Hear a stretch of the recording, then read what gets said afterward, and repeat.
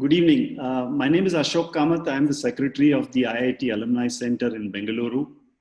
And this is our 11th consecutive Saturday webinar that we started after the pandemic lockdowns. We started in the middle of April, and we've had a variety of talks from on a variety of subjects. Today's is a topic that's fairly innovative. So you normally think of polymers as something that you don't want to have because of plastics and the environment and all those concerns. But it turns out that it's a world of innovative materials. And we have with us today two of probably the best known people in the world in this area. It's my pleasure to introduce Professor Ashok Misra, who has in his career been across pretty much every IIT in the country. Starting as a student of IIT Kanpur, a faculty member of IIT Delhi, a director of IIT Bombay, and chairman, board of governors of IIT Roorkee, and as a member of the IIT Council. So he knows the IIT world better than probably everybody else, right? Professor Misra's work has been in polymers.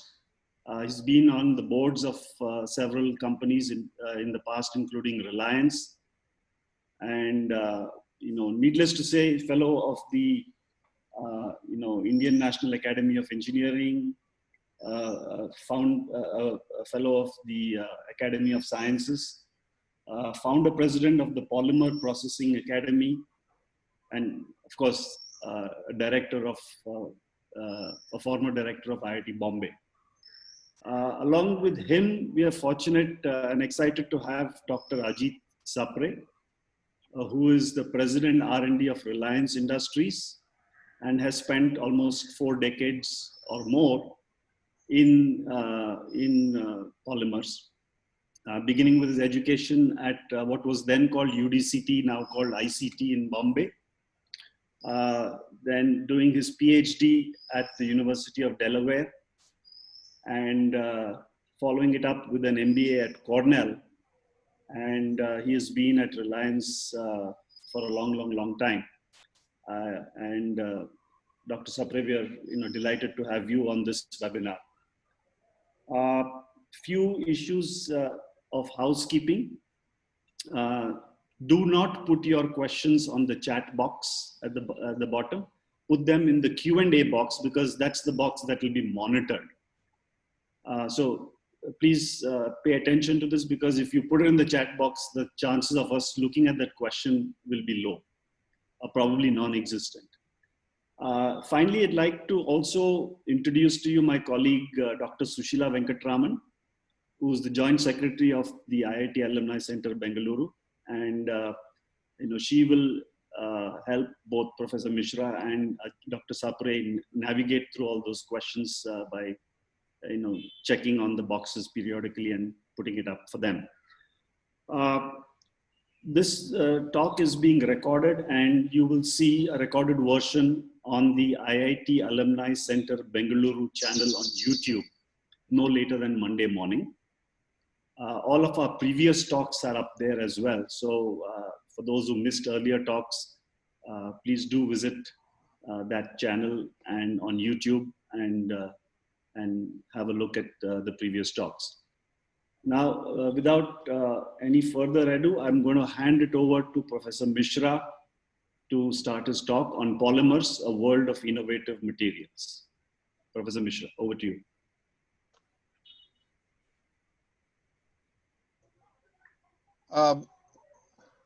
One second. Good evening, everyone, and it's actually a pleasure to be able to share some knowledge about polymers, which has been part of my life. As Ashok Kamath mentioned, I went to IIT Kanpur, and then for my graduate studies, I went to the US and went to Tufts University. And one of the reasons I chose Tufts was because there were at least 2 professors in chemical engineering who were working in polymers.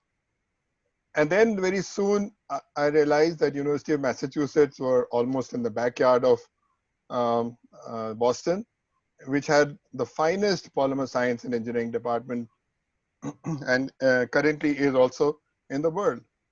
And so that took me to UMass, and then polymers has stuck with me in my life. I worked with Monsanto, then I worked with IIT Delhi and IIT Bombay, and so on. So I'd like to take you to the world of polymers. No equations in my talk. Very little bit of science, but mostly to give you an idea of the breadth of applications and the kinds of innovative materials this family of polymers can produce. So I'll go with that, and then we'll see that a bunch of slides are quite large, but it's a little show and tell. So and you can ask questions as you go along, obviously. So as I say this, and I've been saying this for some time, that polymerization is the biggest or one of the biggest contributions of chemistry in the 20th century. It's the 100 years of Staudinger birth. He is one of the founders of polymers in the world, and so we are celebrating that. What it involves is the conversion of large number of small molecules which are joined together to make a very long chain, like a thread, very long thread on a molecular level, of course. And we call them polymers, or we can, if you prefer, call them macro molecules because they are macro in nature. I'll describe that a bit. The variety of materials is, of course, very, very large because there are many, many different kinds of small units that can be linked together. And the properties can be modified. We can have blends, we can have composites. We are all here when you say FRP, people just say FRP is the material of some product. But what it is, it's nothing but fiber reinforced plastics. So I know there will be a lot of people from the polymer field attending, but those who are not, for them, just a little idea of what polymers are, what is it all about. Basically, there's simple chemical repeat units, we call it mers. It's a Greek word. Polus means many. So if many units are linked together, we get a polymer. Okay. Now, if you link sulfur, which happens in nature, that sulfur can be linked together, we call that polysulfur. If you have M, whichever M may be, we'll call it poly-M. If it's ethylene, we call it polyethylene. If it's vinyl chloride, we call it polyvinyl chloride, and so on. So these are what we call the man-made polymers that we are dealing with. But nature also, and I'll mention that in the end also, nature also makes polymers. Wood, silk, cotton, rubber, skin, and bone, and so many other things are polymeric materials, which means long chain molecules which are linked together. DNA, I forgot to mention that. These are all made by nature, and we have not been able to fully mimic the nature and so on. So there are natural polymers and synthetic polymers. So what happens when you say many? What is the meaning of many?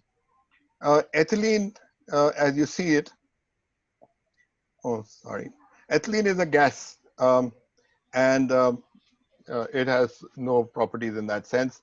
If you link up 3 or 4 units, it becomes hexane, it becomes a liquid. If you have about 100 to 200 units linked up together, we get wax. And the candle that you burn in the house or the wax that you use for polishing a car is nothing but a polyethylene of a very low molecular weight, doesn't have strength. But if you have n number of units, which is 1,000 or greater, now you have long chains which start to get entangled with each other. Just like if you take a lot of strings and put them together, it becomes a mess to actually separate them. So this is what happens at a molecular level. Long chains are intermeshed with each other and give you the strength. So what happens? You take crude oil, it goes to a refinery, and then you take some part of it and take it to a cracker. And on the cracker, you can get ethylene, propylene, or many other monomers. And then you make, through a polymerization process, through a reactor, you make polymers, which looks like granules, which was shown on the initial slide also. And if you put color, they become green, yellow, red, whatever color you want to give them. And these are the polymers, granules, chips, or whatever you want to call it, which make the final products. So if you could break them up, there are several kinds of polymers, and I'll go through this briefly. Thermoplastics, which can melt and can be reused again and again. And there are some thermosets, like the Melmoware that you have sometimes in the house. These are thermosets, and they can only be processed once. They cannot be processed again because they go into cross-link mode.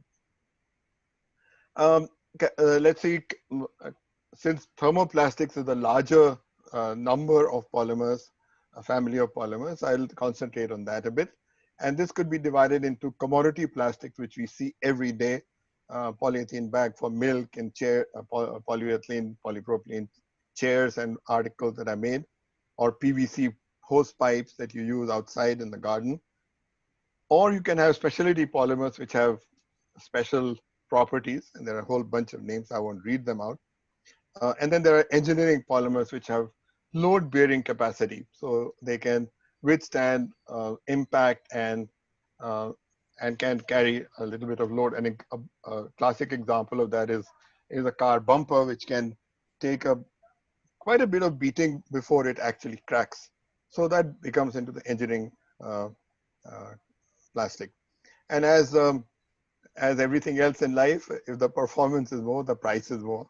So the more specialized polymers are more expensive. The commodity polymers obviously are a little bit less expensive. So now we have amorphous and crystalline polymers. On the left side, we see that this is what, on a molecular weight, it looks like spaghetti, but longer than just spaghetti or noodles, which are all mixed up together and sometimes not easy to separate out. And if they remain in that fashion, that means in a disordered fashion, as we see here on the right side, then we have them as amorphous polymers. But sometimes they have the ability on a molecular level to orient themselves in such a manner that they fold back and forth and form crystals. And these polymers become crystalline polymers. And because of these crystalline regions, the strength of these crystalline polymers normally is much higher than amorphous polymers. Just to give you a little idea, amorphous polymers therefore has only one phase, and therefore it's clear. So if you're using some polymers for eye contact lenses or for headlamps in a car, then they would be clear. Many times you will see a politician, a minister, or so on, who has a plastic shield in front of it. It's basically polycarbonate, which is of a certain thickness, which will be bulletproof. But it is amorphous, so you can see through it. And crystalline polymers, because of two phases, would generally be hazy in nature because there are two phases, so light gets scattered within inside. And one of the examples is that if you have a PET bottle, PET bottle as you call it, it's made in such a manner that it's amorphous, but if you put it in boiling water, it will crystallize and it'll become hazy. You can try that experiment at home. Okay, so the other thing is that when you're making these long chains, the process is such that you will not make all the chains of the same length. Some will be longer, some will be shorter because they don't terminate. They keep on growing and they don't terminate at the same time. And therefore you get these curves. You can either have a narrow molecular weight distribution curve, as we show here in the red, or a little broader molecular weight distribution curve. And when you want to tell somebody that my polymer has a molecular weight, you have to do an average. And these are the only equation that I have, is the average that you have to say, which is based on either number average molecular weight or weight average molecular weight. Weight average is higher and higher and so on. So, and then what we call a molecular weight distribution. There's a molecular weight distribution index. We can take the two ratios, weight average and number average. If it's a narrow one, it'll be 1, but if it's not, it'll be more than 1. So what we do is we can develop various grades of materials. We can have bimodal distribution polymers, which will have two molecular weights mixed together, one with the low side, one with the high side. One will give you ease of processing, the other will give you the strength. So these are the things you can play around with. Normally common people will not know that, but I'm just mentioning that. Or you can blend materials and cross-link them and all kinds of things. And these are just some typical morphologies that you would get in the polymer. And you can control these morphologies. And these are these morphologies which actually control the properties. So what you see as a user, you see the final product, but you don't see what's inside. Now, crystalline polymers are important, so therefore I'm spending a little bit more time on this. The polymer chains fold back and forth in what we call as a folded chain array. And examples in your daily life are polyethylene, polypropylene, polyethylene terephthalate, polyamide, and so on. And this is how a crystal is formed. And these crystals form a lamellae, and you can see these diamond-shaped lamellae by an electron micrograph, and very beautiful. And this is if you make these crystals from a solvent, and this is when you make them from a melt. You can see the lamellae which are sitting next to each other, and these lamellae then organize themselves into a sheaf-like fashion and then a spherulitic fashion. Then, so the polyethylene bag that you have in the milk that you get in the morning, if you actually analyze it under a polarizing microscope, you will see these beautiful spherulites. There are two kinds of spherulites that are shown here. And there are ways to control the size of the spherulites and so on, which I'll mention a little bit, which controls the properties. So this is an example, is that polyvinylidene fluoride, one of the polymers, it doesn't matter what the name is, big spherulites, and we wanted something to make the spherulites smaller. So you put a nucleating agent and you can see the spherulites are smaller and smaller and very small. And this can then affect the kind of properties that you get. And I have spent a lot of my time doing light scattering of polymers. So therefore, I just thought I'd show it. The beauty of this way of looking at spherulites is that you pass light and scatter light and then see the patterns, which are quite beautiful looking. And this is with a laser light. The beauty of this is the bigger the spherulite, smaller is the pattern, but smaller the spherulite, the bigger is the pattern. So whereas a microscope, you are stretched to see very small spherulites, but like in this previous case, but from the light scattering pattern, smaller spherulites gives you very big patterns and you can analyze them. I just thought I'd share this with you. Okay, so the spectrum of polymeric materials is actually very large. There's rubbery polymers, soft and flexible, and they can become elastomers when you cross-link them. If you take a piece of chewing gum and put it in your mouth, what happens is at the room temperature, it's what we call as a glassy polymer. But when you put it in the mouth temperature takes it into through the glass transition and becomes a soft rubbery polymer. If you are in a crunch for any adhesive, you can actually take a chewing gum, chew it, and use it as an adhesive. You must have seen that people stick the chewing gum at the bottom of the desks, and very, very difficult to remove it. Okay, and then there's amorphous and crystalline. There are polymers which are specialized for making fibers like nylons and polyesters, and so on. Then there are very strong polymers, very tough polymers like polycarbonate that is bulletproof and so on. Then there's low coefficient. You must have heard the word Teflon, tetrafluoroethylene. And this provides you very good lubrication and so on. And I'm not going to read through it, but just to give you an idea that the first polymer which was made was in 1909 called Bakelite. And then rayon later on, then polyvinyl chloride and styrene and so on and so forth. And after 1960, there are several polymers, but this was the main era in which new family of polymers were developed and the companies which developed them. just to give you an idea, the growth of polymers, uses of polymers are such that other materials may be following a linear path, but polymers are following an exponential path, as you can see. This data is only up to 2015. I couldn't get more relevant data, but this is about 350 metric tons per year, which is a huge amount. And on the left side, there are the various sectors in which they are used: automobiles, retail, agriculture, aerospace, defense, and so on. Then there is another term that we use in the polymer field is per capita consumption. How much is the usage by in an individual of plastic materials? Whereas in North America, USA, Canada, and so on, it's about 90 kgs per person. In Europe, it's about 60 plus. In India, we are still, although as Ashok said, we keep saying no to polymers, we are the lowest users of polymers in the world, or one of the lowest, maybe not the lowest, but one of the lowest. The uses of polymers sector-wise, packaging is a huge sector, followed by building and construction and electrical, electronics, transport, mechanical, sportswear, footwear, and so on and so forth.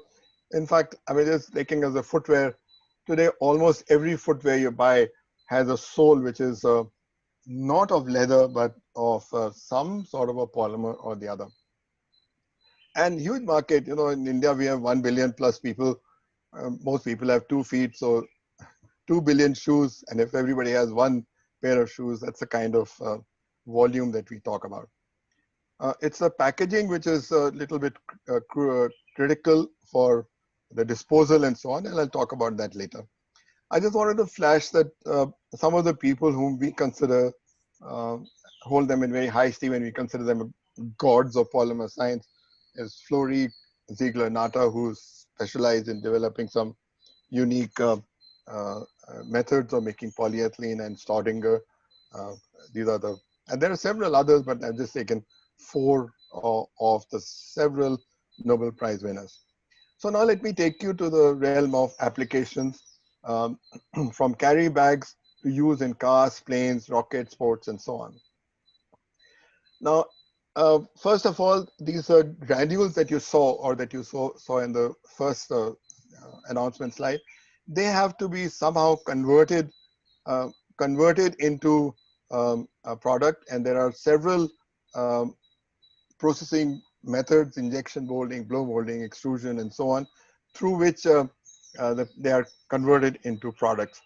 And I just love this slide because I just saw it on one of the roads in Bangalore going by. Look at the guy; he's carrying about 20 matkas, pots on both sides. So 20 on one side, 20 on the other side. I can't think of any other material that he could carry this many number of things just on his shoulder. And then when he takes it to and sells it in the villages or wherever, and the ladies take it for filling water from the river, and they are carrying it. If it falls down, it won't break.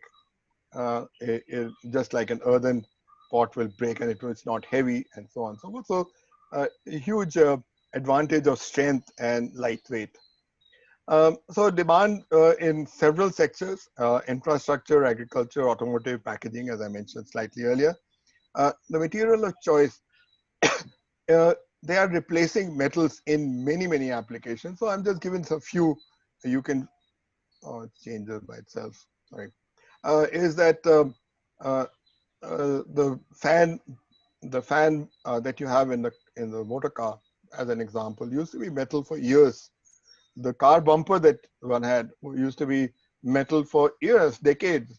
And with the advent of new materials and new technology, and dashboards in cars were metals, and their polymers have come in to give you the strength and make the cars much lighter.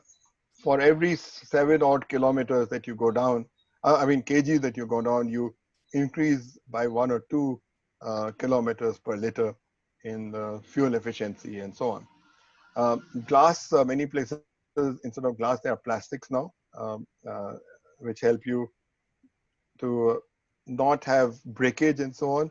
Wooden things are replaced by plastic. Outdoor furniture, for example, is very much in vogue in plastics. They don't rot, they don't are not attacked by termites and so on. And paper to plastics and packaging. And there's a whole bunch of products that you see in everyday life: the cell phone cover, the pots and pans, pipes, water pipes used to be metal, galvanized steel, and so on. But that's all passé. Nobody buys uh, pipes which are of galvanized steel anymore. They're all um, uh, at home pipes. Also, they're PVC, but for larger transportation of pipes, there are polyethylene, high density polyethylene, and so on. And then, of course, children's furniture, packaging, huge amount. One of the bigger things which has not come to India yet is the currency. Uh, Australia was the first country to use polypropylene in their currency. Advantage: it doesn't get wet, it is not torn easily. Of course, you can cut it, but it won't be torn so easily, and so on. And of course, there are challenges of making them so that people don't have counterfeits and so on. Uh, Engineering plastics are replacing load-bearing components. They are about 1/8 the density of steel, and therefore a huge weight-saving advantage. For a given size and shape, the structural components of plastic provide favorable economics. They are they have a design flexibility, parts consolidation, like a car bumper. In one injection molding step, you can make a car bumper. But whereas when it was of steel, there are several steps that were involved. They have dimensional stability and overall chemical resistance. They're not attacked by acids and things like that, and so on. And then there, in this engineering plastic, also the fiber reinforced composites give even stronger materials, and the fibers can be fiberglass, carbon, graphite, cellulose, and so on. And so therefore, these are the several application areas, and I won't read them because they'll be coming one by one. So in the automotive, as I mentioned earlier, there is the car bumper, there are the headlights. Even in my time when I was buying cars, you had a little accident, the headlight will break, you have to change it, but now it's plastic and all that, and high resistance plastic, so it will last. Inside the cover, the inside cover, this and that, and all the cover inside, and the dashboard, all plastic. Back lights are plastic, and the like. One of the greatest things in automobile sector is the cross-linked rubber. Um, Mr. Goodyear invented the vulcanization process where rubbery polymers, which means the soft polymers, which I was talking about, can be cross-linked to make a net-like structure. So just to describe it in an easy way, you have strings, but if you put them together, you make a net of volleyball or for tennis. And those nets you can stretch on one way or the other, and then it'll come back to the original shape. So this is what, on a molecular level, the cross-linked materials do. If they had not done this, and then of course rubber gained worldwide importance and so on, and came Mr. Dunlop, who made the tires and the air-filled tubes and so on. So between the two of them, they revolutionized the car industry. Earlier, there were horse carriages that run on wooden wheels and so on. Now cars could be run on tires which are made of rubber. You don't feel the bump of the road and so on and so forth. Huge thing, and people just take it for, of course, granted in these days. And you still have the names Dunlop tire and Goodyear tire and so on. And so the legacy goes on. Another very big example, some people may know it, but many don't, is the safety glass that you have in the windshields of the cars.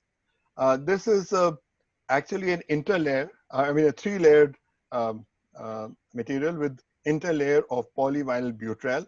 So you have glass on the outside, polyvinyl butyl in the inside, and glass on the outside. So when you are looking through your windshield, you're actually looking through a composite of three: glass, poly PVB, and glass on the outside.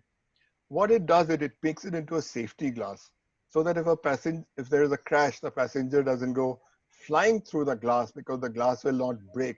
It keeps stuck to because of the plastic in between, or the polymeric material in between.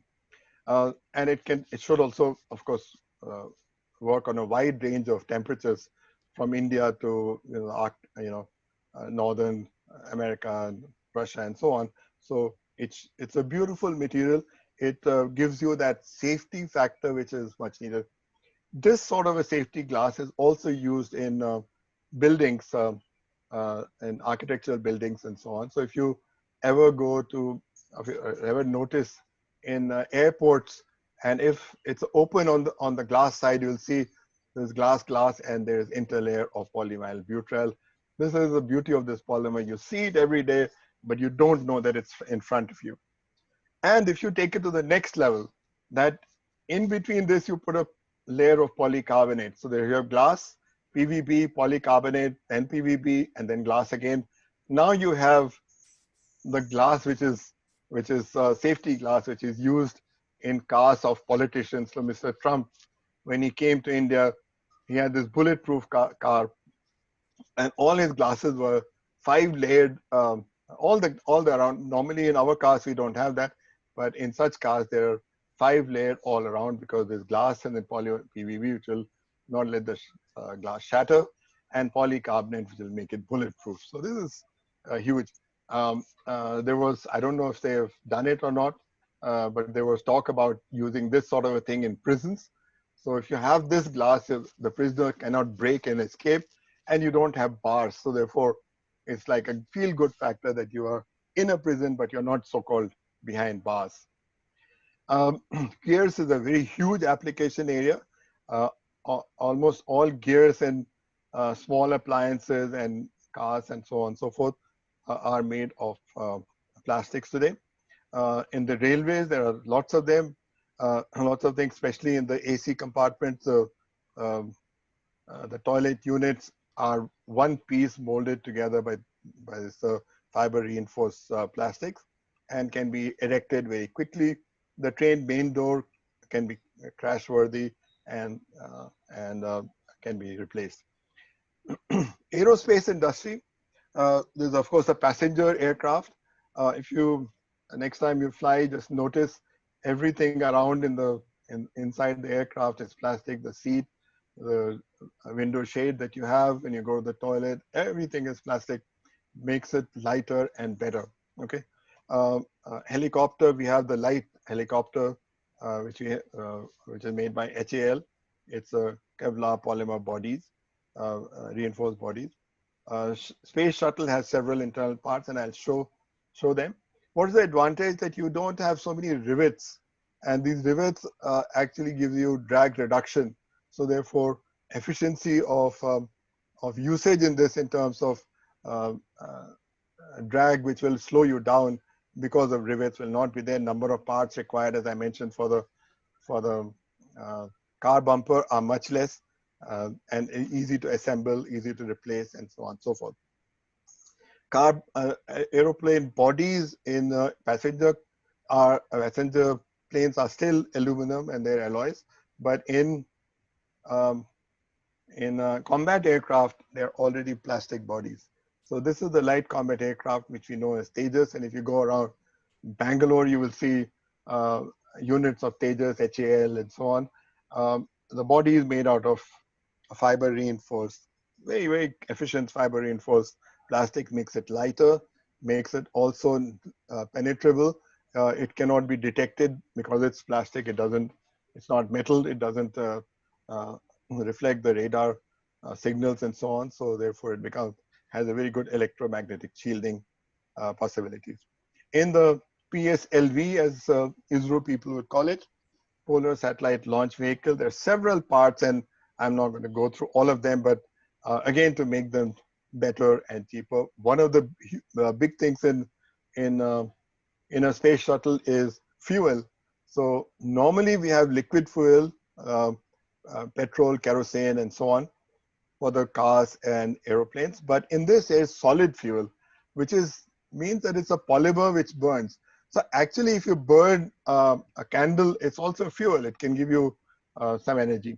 The candle burns and you can heat something with it. So in this, you have solid fuel because you cannot afford to take so much liquid fuel, which can be very flammable. So the huge amount of applications. In the radome materials, plastics and composites, the head of the radomes and so on of all the missiles are some sort of uh, I'm not in the liberty to tell you exactly, but they are glass reinforced plastics and so on, and several other transparency and absorbance materials that are made out of nano composites, EMI coating, EMI shielding, and the like, and of course in the microwave ovens that you have in the houses. In building and construction, again, I wouldn't read all of it, but floor-red roof slabs are there, fiber mesh, bridging, construction of water overhead tanks. You know, in India, we have one of the few countries which have huge amounts of overhead tanks. So they're used. Canal lining, when you put a canal plastic in canal lining, you don't lose water to the ground due to seepage. Then in highway, mining and tunneling and so on. Earthquake resistant structures, they may not look like big huge houses, but they're in areas which are prone to earthquakes like Latour and so on. These were deployed and they work very well. In agriculture, drip irrigation, as you may have heard, huge inroads it has made in terms of better irrigation. And then of course you can make greenhouses made out of plastic films, which is on the left side of the screen.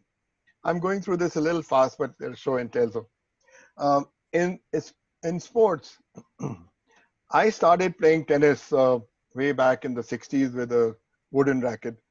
Today's children will not even realize or know that tennis was ever played by a wooden racket, because they're all fiber reinforced, graphite reinforced, this, that, and the other, and they give you, better playing strength and so on and so forth. So therefore, you'll never go back to wooden rackets. Baseball bats have been converted. Some golf clubs have been converted, ski equipment and so on. We are still waiting for cricket to change from wooden bats to composite bats. Cricket probably the only one of the few sports left where we still use wooden bats. Then on the larger sense, tennis courts, if you go to a tennis court, whether it's a grass-like or whether it's a hardish court, they're all polymers, several layers, 3, 4, 5 layers of polymer are there. Badminton court, the surfaces are not wood anymore. It's better on the feet. On the right side, you see the racing track. Earlier racing tracks used to be the red sand, red clay.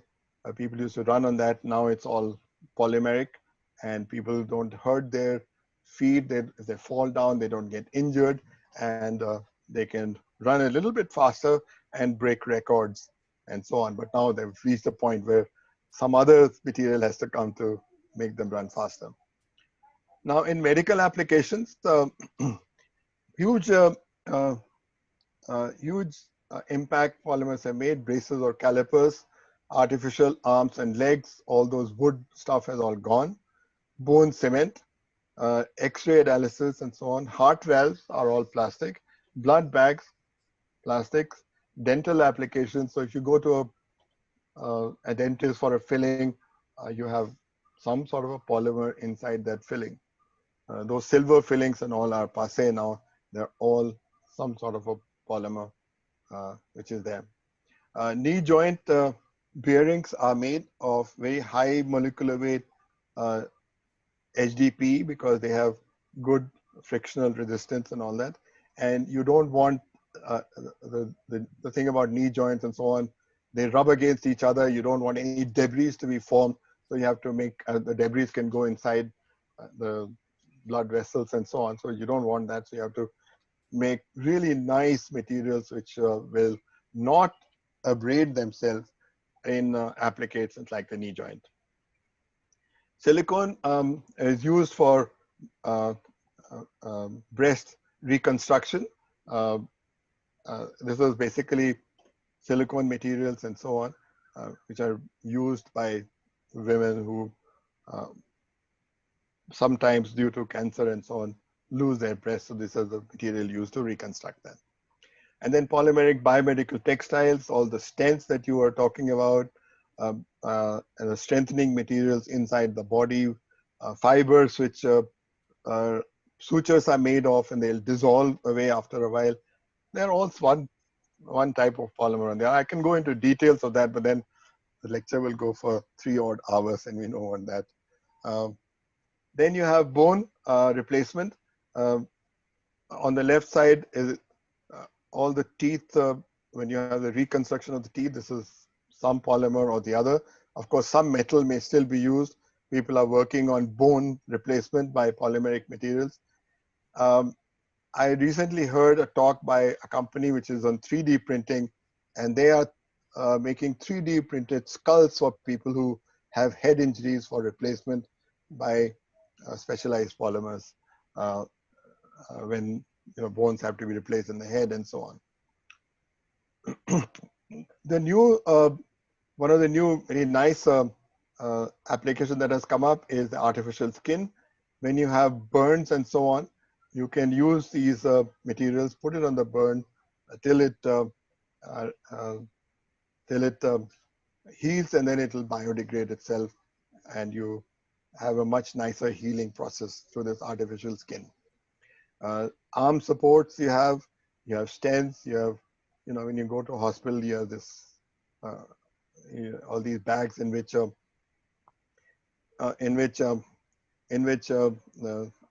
fluids are there which are fed into the body. All plastics, and all the tubing and so on are plastics.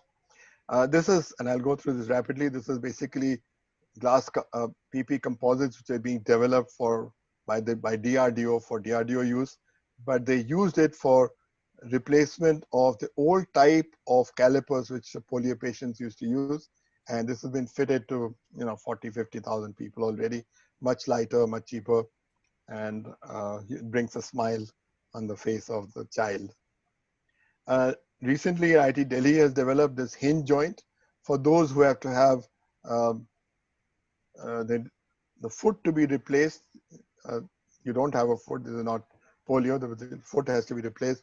This hinge joint has been developed so that you can actually walk with just like you would walk with a hinge joint of your own original body.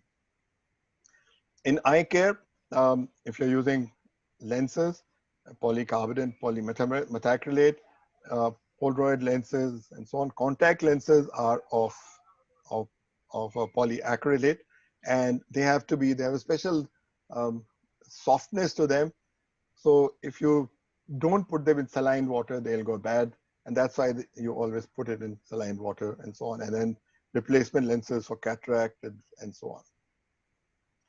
Then we have nano composites. Their fillers can be nano clays.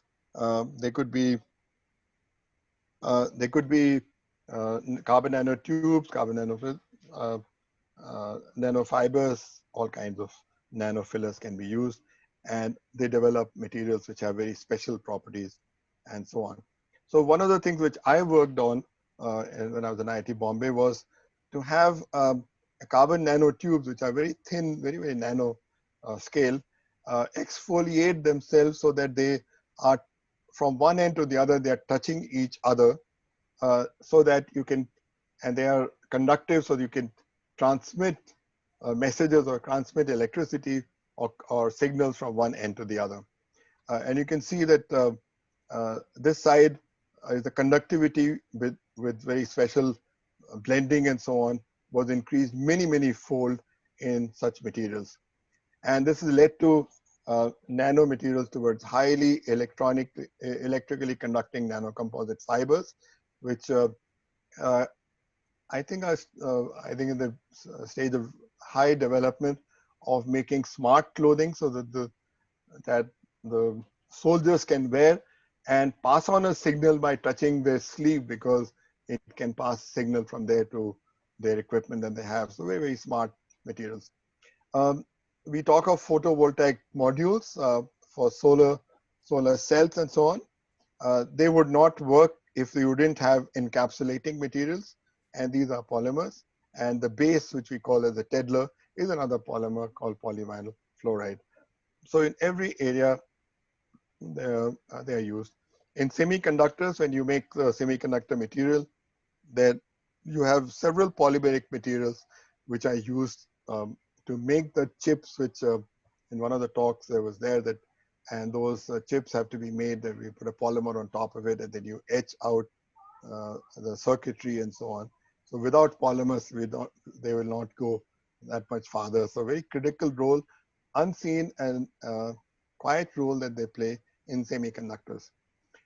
Then there are light emitting polymers, electric powered light emitting polymers are there, and you get visible light. And this is quite a new, this thing is this three gentlemen, Heger, McDermott, and Shirakawa. I had an occasion to meet all three of them, and McDermott I got to know a little bit better. One of the things he said, science is people, and I loved that phrase, because the science doesn't come from up above, from heaven. Only the people develop new science and so on.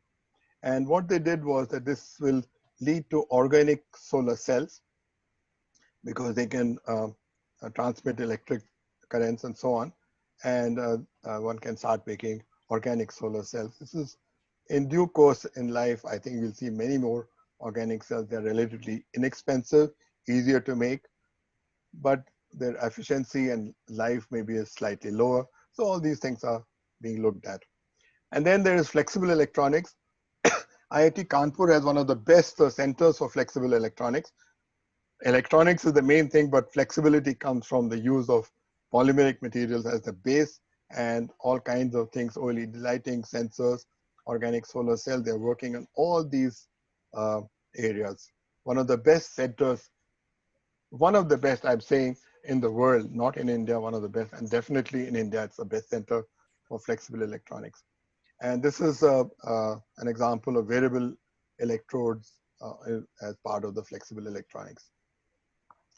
One of the students, not my direct student, but at IIT Kanpur, has developed hollow fibers, which are used in this Swatch, which is developed by Tata for water purification.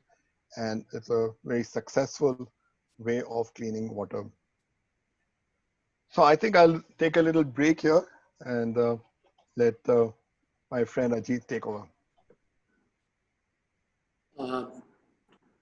No, I guess Professor Misra, there are a lot of questions. Quite a number of them are related to actually environmental pollution and issues related to that. Probably you'll talk about it in your next sessions. I won't ask questions about that. The two or three questions that have popped up. One is that, why no new polymer has been invented in the last so many years? Can you shed a light, or what is it we need to do to invent new polymers? So several new polymers have been invented. I didn't go to exact polymers, but a lot of liquid crystal polymers have come into play. What happens is that when you make a polymer, it has to be, there are two things which are required, that they have to be processable. Sometimes they have properties which are good for publishing and so on. But if you can't make them into a final product, if their processing is difficult, then they won't see the light of the day. That's number one.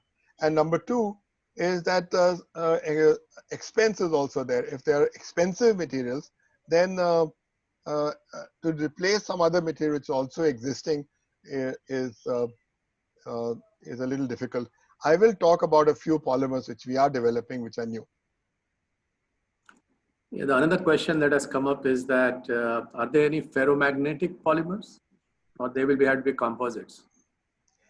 They will be polymers normally would not have ferromagnetic properties, but they can be blended with some materials to give you ferromagnetic properties. But having said that, polymers do give very good electrical properties. In fact, I was involved in developing dielectric materials and piezoelectric materials out of PVDF by changing the structure, which I showed you earlier, so that they could be used for condensers and capacitors and like that. Maybe two other simple questions. One is that you talked about cricket bat. Yes. And the question was, what would it take to replace the cricket bat with a polymeric material or some composite? Any ideas? So, it's a matter of people getting involved in it and developing um, uh, uh, a bat which would be, see, which would have the same properties which a bat would give. In a way, the cricket bat today is also a polymer. It's wood. It's a natural polymer. So the only thing is you have to replace a natural polymer by a synthetic polymer. It should have the durability. It should have the striking power.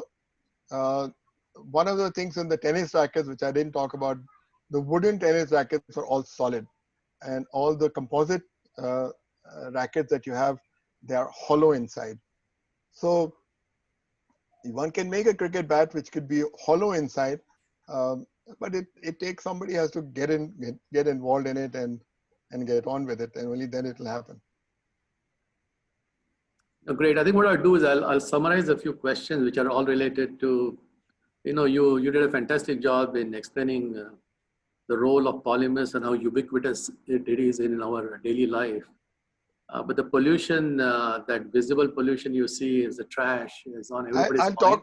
I'll talk about that just after this break.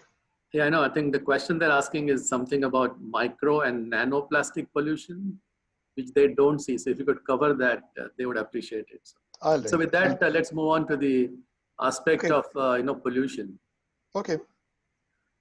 So let us look at the environmental issues. Let's see what plastics are. The major pollutants in the plastic world are the packaging materials. So let's see why we are using plastics to begin with. So the carry bags, which will carry about 5 kgs of potatoes or rice or whatever, a plastic bag would be about 4 grams, whereas the paper bag would be about 20 to 30 grams. And then if you're carrying sugar, let's say in a paper bag, and by chance you slip and it falls down, sugar is all over the road. Bottle, the same carrying capacity, about 750 liters cc's or 1 liter, would be 50 grams as opposed to 500 grams for glass. And again, a glass bottle can drop and break. So wherever you can switch, you can do that. Milk pouch, the everyday milk pouch is 6 grams. The glass would be about 500 grams for the same 1 liter, and so on, and then crates and all that. Cement bags, same thing. Jute bags, much higher for the same carrying capacity. So just to give you an idea, if you take milk, if you had milk in glass bottles and you take it in a truck, you will be carrying 53% milk and of, let's say 50% and 50% glass. But whereas if it's in a plastic pouch and it won't drop and break and so on, and you're not worried about washing the bottle and recycling it, it'll be 93%. So the efficiency of transportation goes up. So it's actually helping the environment. And in all these previous examples where I said it's always helping the environment. So plastics would help to save trees. If you don't use that much wood and paper, it will save trees. Paper also doesn't biodegrade as much as they think. In landfills in America, they have found papers of 20, 30 years old, but they went down. There was no air, oxygen, and so on. So they also didn't degrade. Now, the effluents from the paper industry are also quite toxic. So actually, you're helping the environment if you're not using these materials and you're using paper. It saves wood, it's lasting longer. And polyethylene, polypropylene waste can be burned to produce energy. If you collect it properly, then you can burn it. As I said, it's a fuel, instead of a liquid fuel, it becomes a solid fuel, and you can recycle plastics much easier than many other materials. People say plastics won't biodegrade for so many years. Tell me, if you throw a glass bottle, it'll probably take that many years and forever and never degrade. So it's not just plastic materials. Now, so the recycling is there, renewable energy, you can do conversion technologies, recycling technologies, and some consumer facing, so on and so forth. Ajit will talk a little bit about that. Now, one of the things is the biodegradable plastics. The sheer volume of plastic waste has been generated over the years is subject of this environmental issue. the question I say is that there are always reports that so many million tons of plastic they found in the seabed. Now, the question I ask is, the plastic bags or whatever bottles, they neither have legs, nor they have wings, nor they can swim. How did they end up there?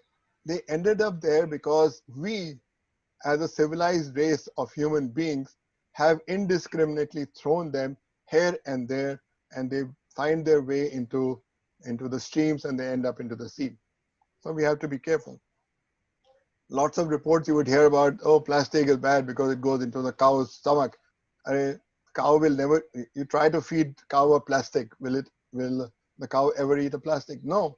But if you put kitchen waste in a plastic bag, the cow wants to eat that, and unfortunately, the bag goes along with it. So is it the cow's problem or is the plastic's problem? No, it's the people's problem. People are not thinking about these things, and so you go to a dump and you see basically it looks like a plastic dump, but actually if you do an analysis of plastics in a dump is only about 7-8%. The rest is so many other things, because people, when you have your garbage and put it in a plastic bag, it won't smell and you can't see it so well and so on. So out of sight, out of mind, you put it in a plastic bag and just throw it. So this is what people are working on. But there is possibility of also making biodegradable plastics. But the throwing habit, if it doesn't change, then this will not help the problem. You know, there are some plastics which are made as a biodegradable. What they do is they put starch along with the plastic. So the starch is eaten by the bacteria, and the plastic is bags is cut up into small pieces. So it becomes micro pieces. But it's not gone away. It's still there.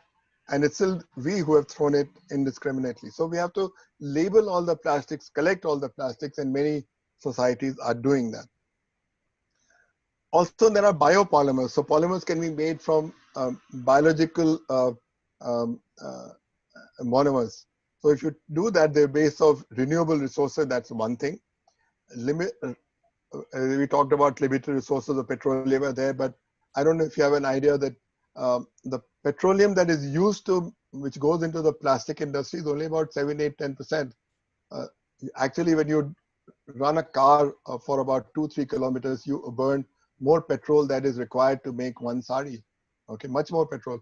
One sari can be made in about a big mug full of petroleum equivalent. So it's not the resources, but if it is based on bio monomers, then they can degrade easily.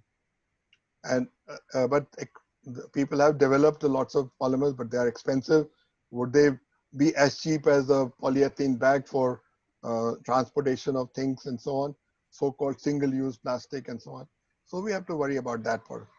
Let's look at the common person. Is amongst us, you and we are the common person. We use variety of products made out of plastic in our daily lives. However, they often understand little about the real value of these materials, nor do they understand the harm they can cause by indiscriminately disposal of these plastics. They are also equally confused with what they hear about plastic. Plastics are harmful to their mind. You know, a lot of people who are not knowledgeable, they say if you leave plastics in the environment, they will leak out gases and so on. Plastics are so stable, unfortunately, in that sense that they will not leak out, they will not give out any gases, and so that's stable. But you don't throw them indiscriminately. So what I'm saying is, please treat plastics with respect, and that's my spiel, and then Ajit will mention. So one of the wonders of nature is the polymers. Nature makes polymers which are at ambient temperature. Most polymers, synthetic polymers, are made very high temperatures, 200, 300 degrees centigrade, so on. But all these wood, shellac, terpene, cotton, silk, they are made at ambient temperatures. The silkworm is making the plastic at, room temperature or outside temperature and so on.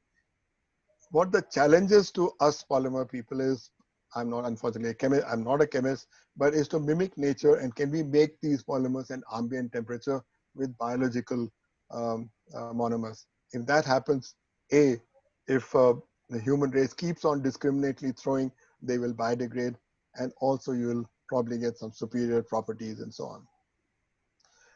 So now with this, I'll talk a few new developments, and this will be good for you to see. Recently, uh, myself, along with uh, my colleagues, my friends at Reliance, have developed what we call internally plasticized PVC. It's the first in the world. We have done through the literature survey. It's not there. Nobody has done that before. So when you take a ordinary garden hose and leave it in the sun, the plasticizer goes away, and the next season it's hard and brittle. What we have done is to link up the plasticizer onto the backbone chain, so now it will never come out. And also, when you get some plasticized PVC bags, you can smell the plasticizer. All that is gone, and this will, of course, be very useful to make PVC equivalent of wood, flooring, flexible films, and so on. Some of the examples are given here. These are the medical tubings that you have. You have adhesives, you have, and so on and so forth. Flexible tubing, flexible packaging. We will hopefully revolutionize and change how people look at PVC and plasticized PVC.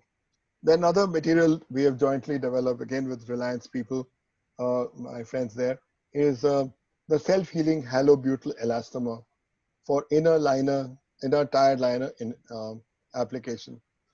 So it's a novel material. It's self-healing. There's some technology to do it. It needs no compounding and so on. No curing is needed. And so if you put a liner, and we are working on this, it's not final yet, but if you put a liner of that inside what we call as tubeless tires today. So when you have a tubeless tire, there's a puncture, you have to go to the tire guy and he replaces the puncture, he puts a plug in there. If this self-healing material is inside, it will puncture, but it will self-heal itself. And you don't have to go to a puncture guy anymore. Hopefully this will come. So we are working on that. Reliance is working on the polypropylene catalysts. And these polypropylene catalysts will make unique polypropylene grades, which will have higher strength and unique properties and so on. I can't discuss that in detail. But these catalysts are available in the world, but they are available at a very high cost, and you always get the previous generation catalyst, but Reliance is trying to do it themselves. And it's not just for Reliance, but for India. If we do this, then we can be the leaders in polyethylene and polypropylene technology in the world. In the time of pandemic, you can see this article from Mint. All kinds of plastics are used for hand gloves, for covering the hair, covering the mouth, the whole body suit, and so on and so forth. And this all plastics. So the so-called single-use plastic, which you were saying was bad for you, has suddenly become very good for you, because nothing else can replace that so easily. My colleagues, Mangala Joshi from IIT Delhi, has developed these nano-safe filters, which you can put on the mouth. I don't have one here, but which is the mask that you have, and it has this antimicrobial coating, which is much safer to wear than just ordinary cloth masks and so on. So people are working on that, and the way it is made is that there are different layers of polymers, spell bound outside, well blown inside, spell bound outside, and so on. And that's how it looks like. Nano-safe mask, supposed to be much better than the masks that are normally used by people. Then the PPE kits have been made for people who are working with COVID patients. They have to take all this care, and this is extremely important. Then all kinds of materials are used for such that the structure of the polymer is such that coronavirus and all that cannot penetrate it through these several polypropylene layers. My colleague there, Professor Istiaq, has developed body suits. Now, body suits, if they are for plastic, if you've ever experienced this, especially in Bombay, you have a plastic without any breathing possibility, rain jacket, you start sweating inside like crazy. So these workers have to work with these suits on, so they have to be breathable so that they can also, not start sweating inside and get uncomfortable. And then they have to throw them away after 1 or 2 uses because they can contaminate, they can get contaminated and so on. So, so he's working on actually making them lighter, as light as possible, so that disposable is easy. But back to this thing, we have seen the floating of these masks in water. We humans don't learn, and we are just indiscriminately throwing these things away after the single use and so on. With single use, which is helping you, is also hurting you. So you have to take that call. Then the last thing that I'll mention is there's a new technique called 3D printing, which is basically replacing traditional methods of making articles, and they make layer by layer. So the example given is that if you like in an onion, you have layer by layer. So here you deposit layer by layer, which stick to each other to make the final product. And several application areas are there. In automobiles, you can do this, or you can do this in architecture, make a 3D printed house. You can have firearms made 3D printed, or you can have medical devices which are 3D printed, human heart and so on. Or you can have electronics which are 3D printed. Or you can, I can't go into the details, but several other areas. The other day somebody was saying that now instead of buying a shoe which is 10 size or 9 size and so on and so forth, you give your size of your foot and they will 3D print for your foot that shoe. So which is not possible today, but with 3D printing you can do that. These are some other examples of some complicated shapes of 3D printing. So polymers are one of the most versatile family of polymers. At least I like to believe that, and I hope I've given you some food for thought for that. They are revolutionizing several application areas, but number of technical challenges remain for the future, and we need innovative scientists to take care of them. The ultimate polymer, this was in American Scientist magazine some time back. This is a concept, it's only a concept, that if carbon nanotubes can be made into a polymeric manner, they are actually very, very strong. But if you can make a fiber out of it, they'll have 1 terapascal strength. And from Earth, you can actually have a satellite, like a kite, you can control it just by a string and not depend on other things. So you can position and so on and so forth. And this is what carbon nanotubes look like. Of course, much expanded view. So if you can make, so these are the things we have to look forward to. So I think with this, I will end my talk, my part of the talk. Thank you so much for listening. Yeah, actually, it's an honor and pleasure to participate in this webinar. I must thank Professor Misra and the IIT Alumni Center in Bangalore. Ashok talked quite a bit about I'm having extensive experience in polymers. To be honest, I started my career in oil and gas and refining and petrochemicals. Polymers is not something I've done as extensively as my colleagues at Reliance. And it was kind of Professor Misra to talk about some of the activities that we are doing. But I guess I was asked to talk more about the plastic waste that it seems to be on many people's mind. And what is it exactly we are doing? And so I'll give you a brief glimpse of what we are doing in Reliance. And as you heard from Professor Misra, it's really a wonderful material. Okay, so I think what I'm going to talk about is some of the work we are doing in the sustainability area at Reliance. And typically we look at everything from molecules to products and everything in between from a scientific perspective. And we integrate the fundamentals of science, engineering, and economics when we're developing products, not only for the use by the consumers, but also afterlife and the whole life cycle of the products. And that's something I'll talk about. My outline of my talk is given in these bullets on the right-hand side. And so I think that kind of covers the way in which this brief talk will go on. So if you look at the plastic paradox, it's a high value in use, as Professor Misra explained, But our real challenge is the unmanaged waste.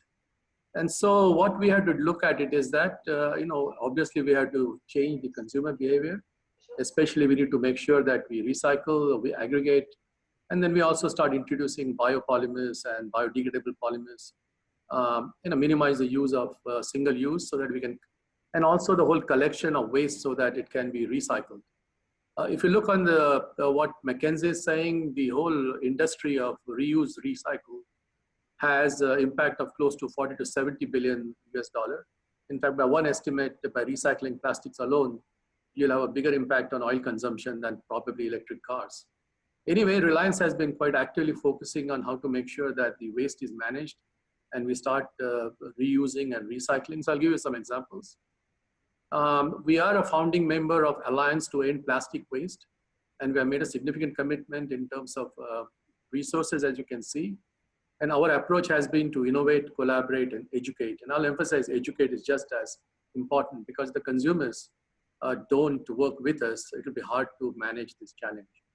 And so the way we look at it is that the end-use plastic or the plastic waste, as you're calling it, is really a resource. And how do we actually work so that use that resource to create more value?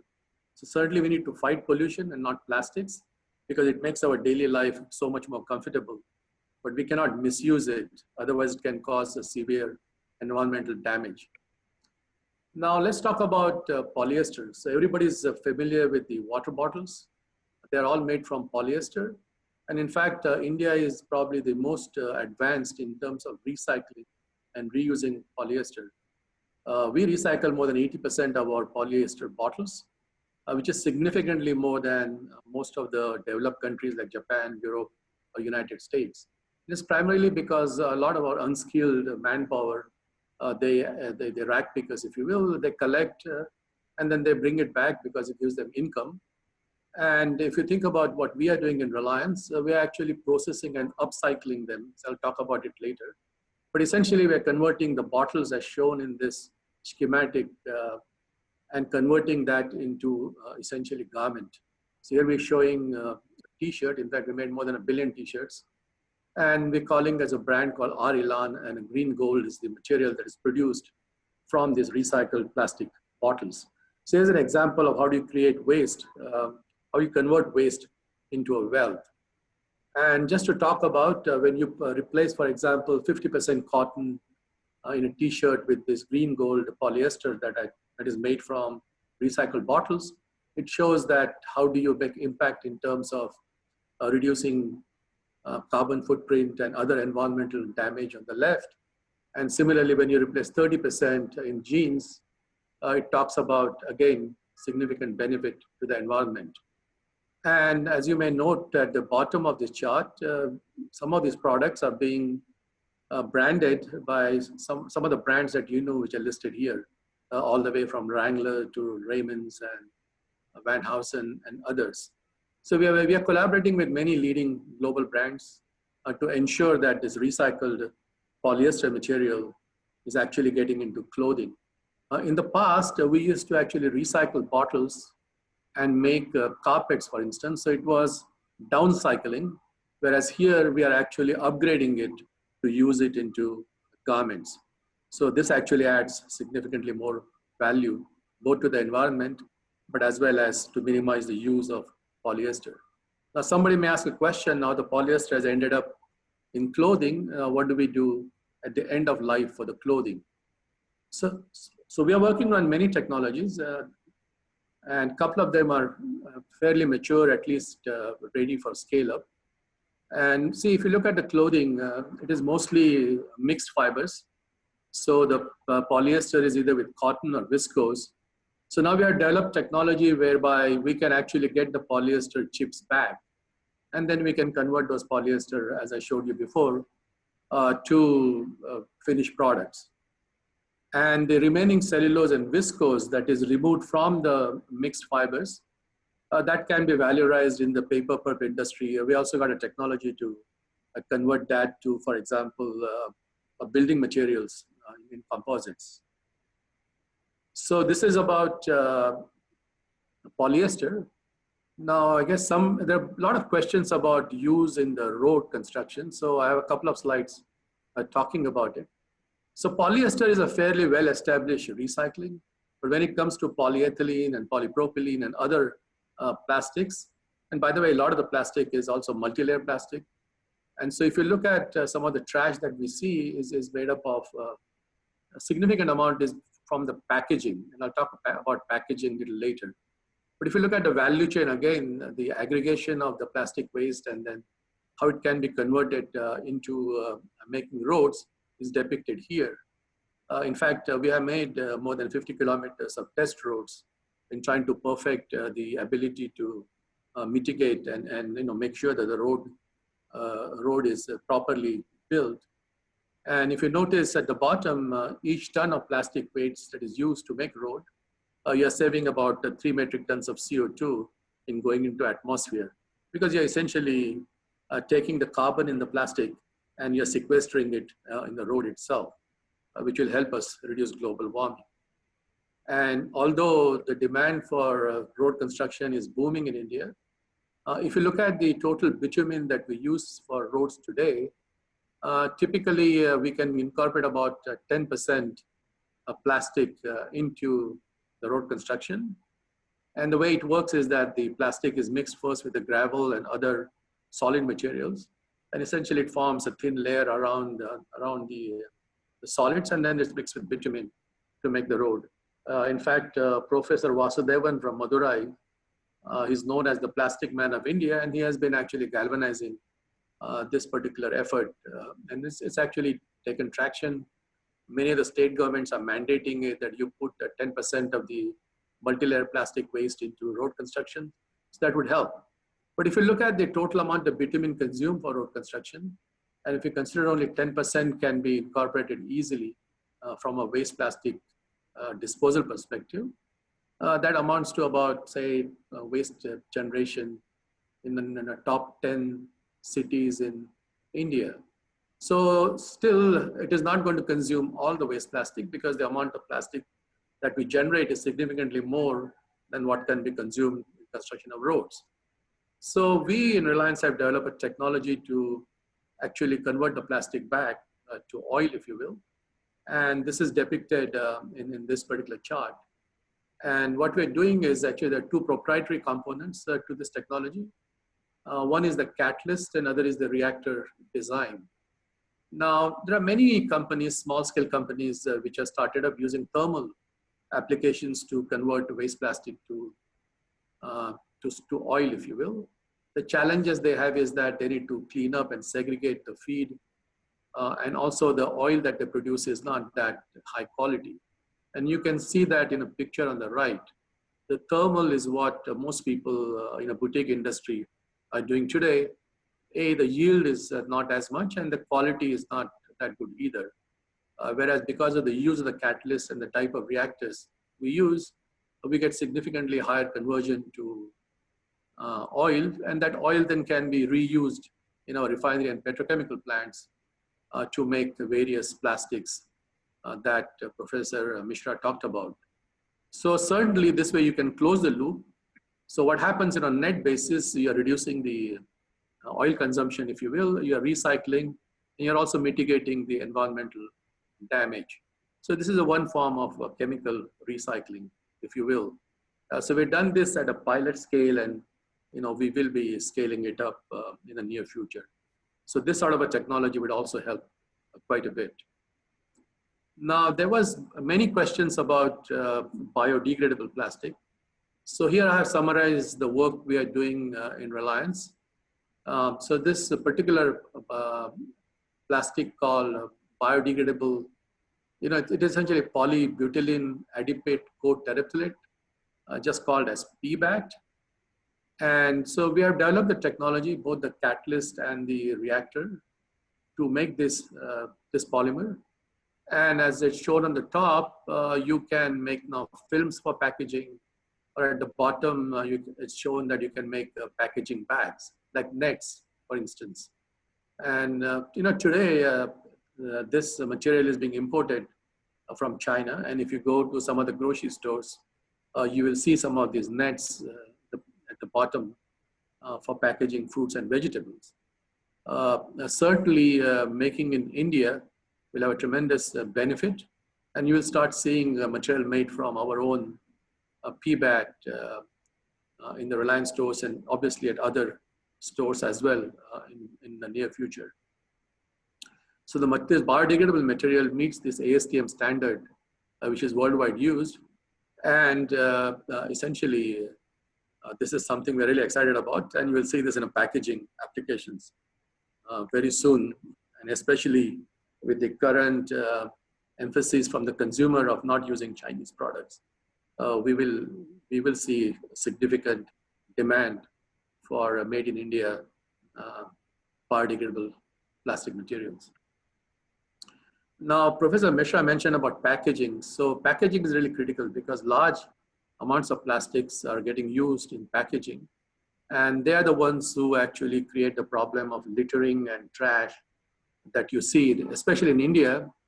We have a lot of the small pouches, one-time use of shampoos or other materials, which are essentially creating a littering problem. And it's partly a challenge of being more disciplined by the consumers to ensure that they just don't throw it away, but it is properly segregated, and it's, so we can aggregate it and recycle it in a more responsible way.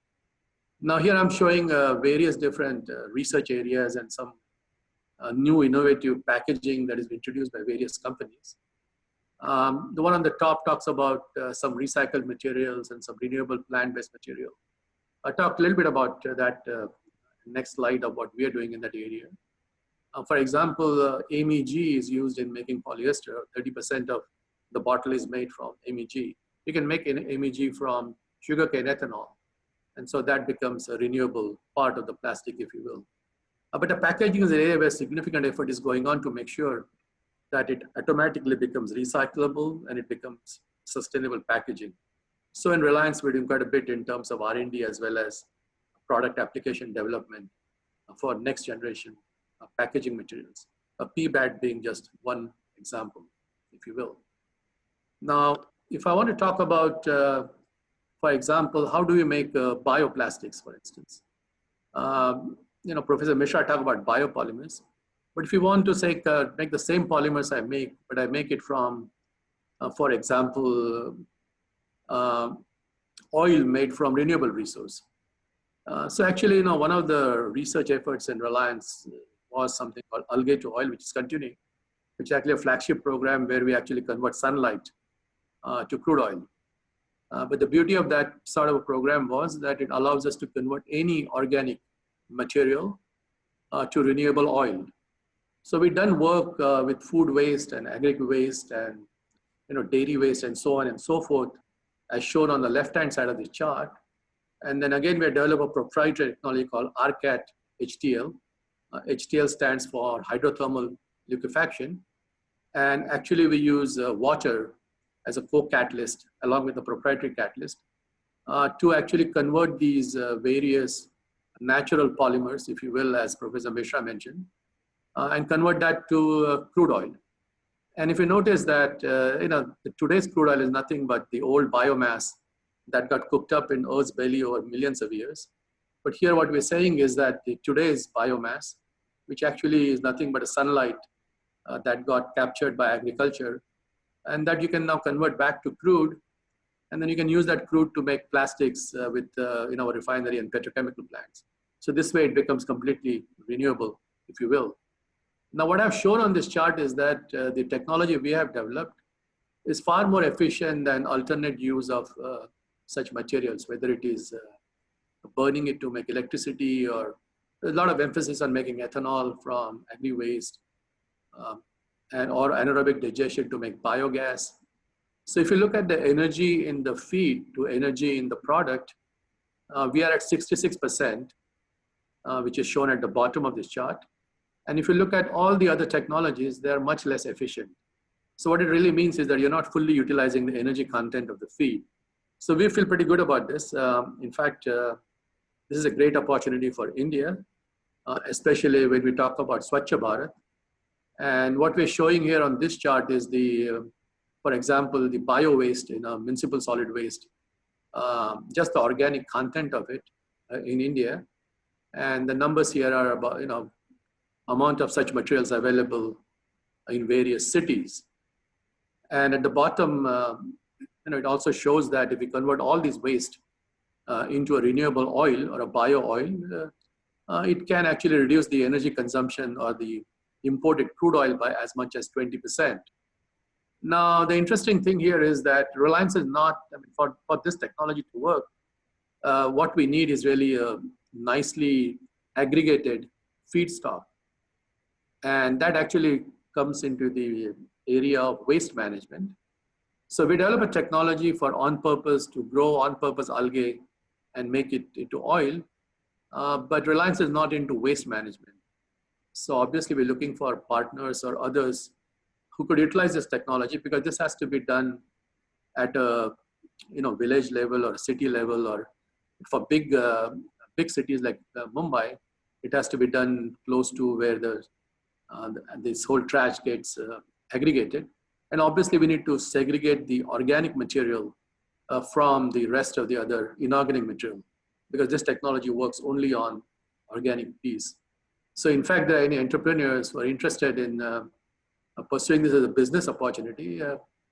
There's an opportunity for us to work together and figure out how do we solve our pollution problem and convert it into wealth, if you will, while we're also contributing to Swachh Bharat. So this is my last slide. So I think I gave you a glimpse of some of the things we are working on, where we are managing opportunities, converting the challenges into opportunities to solve this pollution problem that is on everybody's mind. And we call this a circular economy, because essentially we are reusing the same material over and over again. So there's a net less input to the system. And as a result, there's a net less impact on the environment.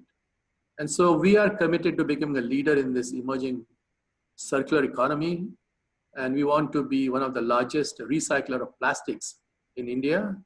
Now, if you look on the right-hand side, it talks about some of the areas which are related to the business side of it.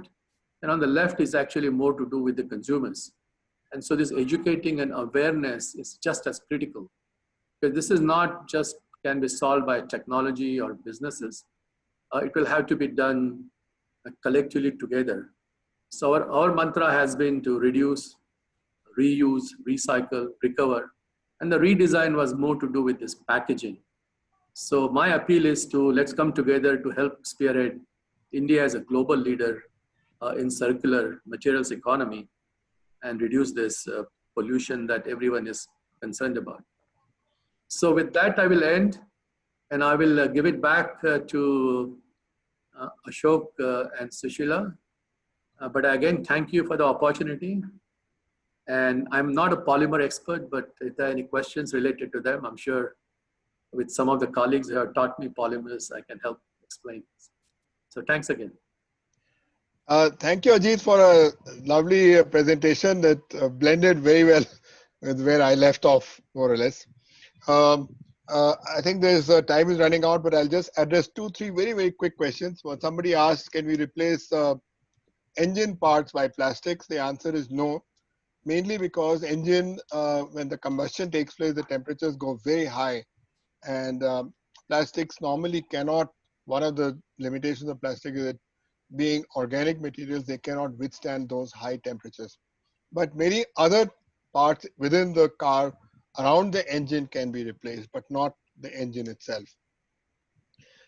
Another question was that in railway carriages, can you replace? Yes, you can replace a whole bunch of things by plastics, the benches and the doors and all that business, and save weight. Yes, the answer is yes. Can we switch to conventional materials to reverse the trend? The answer is no.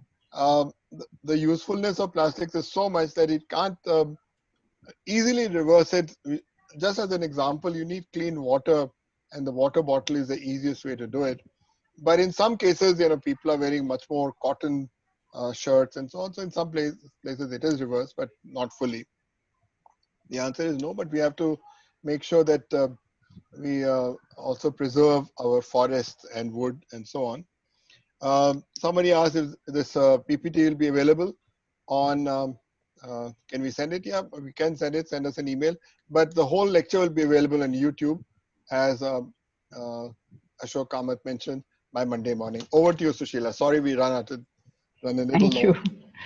Thanks very much, both to Ashok and Ajit. Everyone, I'm sure all of us agree that this has been a very, very fascinating session. Obviously, Ashok, your passion for teaching and your passion and love for the subject showed through and through. And now I understand really well why all of your students think of you as a teacher par excellence. So thank you very much for taking us through this whole thing. What we saw today was polymers are all around us, from the electronics that we use to the satellites that are bringing us this webinar, that are enabling this webinar to happen, to the sticky chewing gum stuck under the library table, to missiles. So it's just everywhere. And this is where the world is, and this is where technology has taken us. And as we talk of things like Atmanirbhar, Make in India, and so on, Ashok talked us through all of that as to why the country needs polymers and plastics and what we can do with them.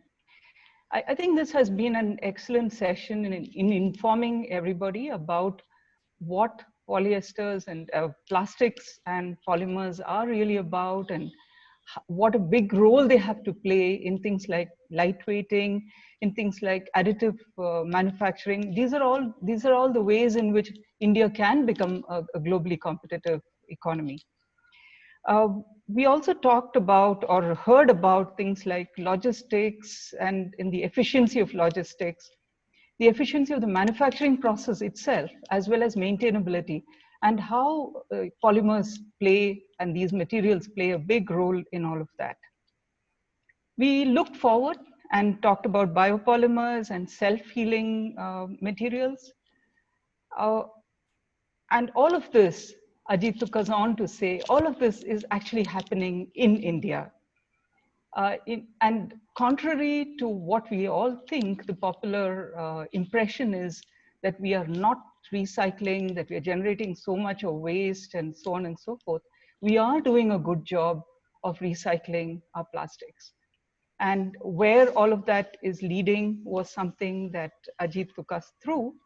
Thank you, Ajit. Thank you for talking to us about all the exciting stuff that is happening in Reliance and how new products and new technologies are emerging from waste. It's absolutely fascinating to see the kind of work that is happening.